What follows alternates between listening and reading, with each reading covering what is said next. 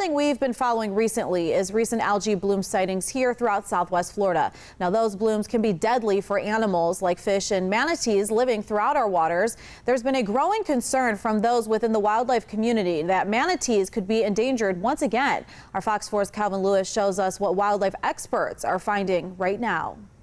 Could see in the near future us having a very hard time finding wild manatees. It's a thought that could soon become reality. Manatees going extinct. We've lost over half the population since 2017.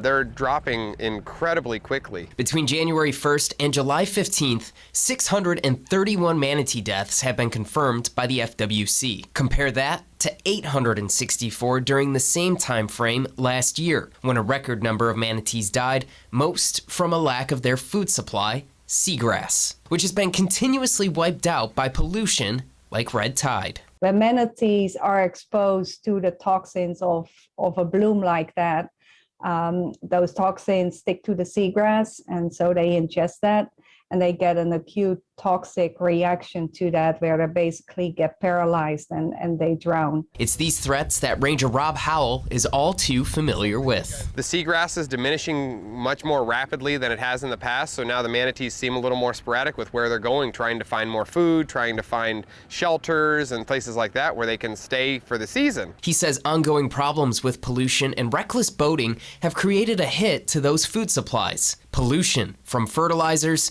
and boats shredding seagrass. The pollution from pesticides and herbicides and fertilizers, when we shouldn't be using fertilizers, that's all going right into the water, making it darker and cloudier. Then the seagrass itself can't photosynthesize, it can't grow, it can't spread, and it can't survive. As it stands, manatees are listed as a threatened species. They have not been considered endangered since 2017, but that could all soon change if we're not mindful of our water-loving neighbors. The fact that they're not endangered doesn't mean that there is no concern for them. If we lose our water, mangrove trees, manatees, we're going to start losing people here.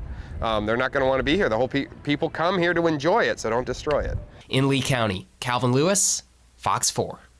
Thank you, Calvin. This story reminds me I've yet to see a manatee here in Florida. And if you see a manatee in distress or an injured one, you can call the Wildlife Alert Hotline. That number is right there on your screen, 1-888-404-FWCC.